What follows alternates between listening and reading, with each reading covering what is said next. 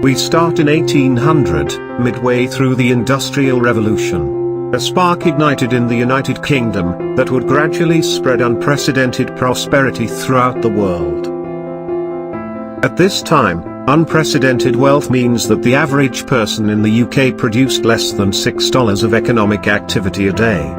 However, this makes them 3 times wealthier than the average Polish resident, who produced less than $2 a day. In 1815 the Napoleonic Wars come to an end. Mainland Europe starts to rebuild and take part in the Industrial Revolution.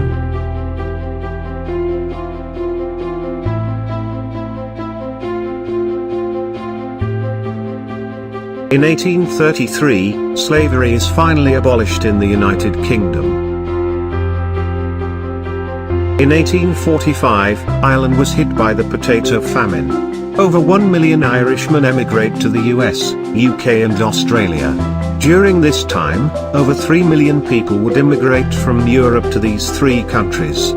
In 1850 gold is discovered in Australia, sparking a gold rush. The gold rush will eventually fuel a speculative boom in the property market.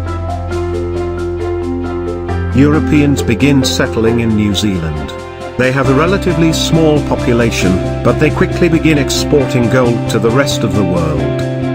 At this point, the citizens in the top 3 countries produce just over $10 a day, while working an average of 60 hours a week, which is considered luxurious, because in Belgium, the average employee works over 70 hours a week, to produce 23% less in economic activity.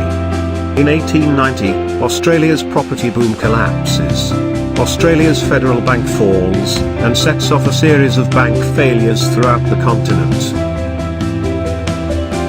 From 1900 to 1930 the US sees widespread adoption of electricity. In 1913 the United States establishes the Federal Reserve. And in 1914, the world descends into the First World War. Cheap credit from central banks fuel the economic boom known as the Roaring Twenties. Cheap credit eventually collapses the economy, and in 1929, the world enters the Great Depression. In 1933 FDR signs the New Deal, and in 1935, the world falls into World War, for the second time.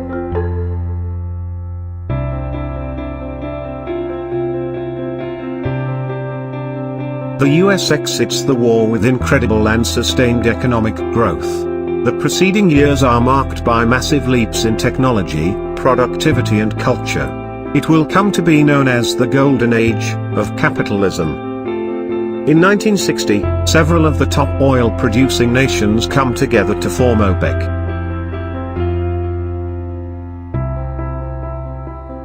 Starting in 1973, politics within OPEC force oil prices to rise from $3 to $28 a barrel, by the end of the decade.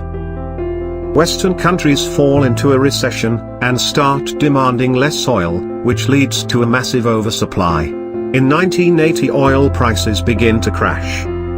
However, the UAE successfully diversifies their economy. They are no longer entirely reliant on the price of oil.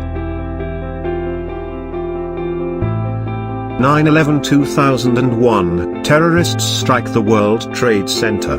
2 years later the US invades Iraq, making oil prices spike once again. This lasts until the housing market crashes, sparking the global financial crisis, and oil prices begin to fall. This brings us to current times. Global GDP per capita is now $17,300. According to the World Bank, 101 out of 183 countries are now considered high or upper middle income. But 50 are still poorer than the US was, at the beginning of this video, in 1800. If you have any questions about economic history, or ideas for future videos, let us know in the comments. If you liked the video, then feel free to subscribe and press the notifications button below. And if you would like to learn more about economic history, then I recommend starting off with The Ascent of Money by Neil Ferguson. You can find it on Amazon by using the link in the description box.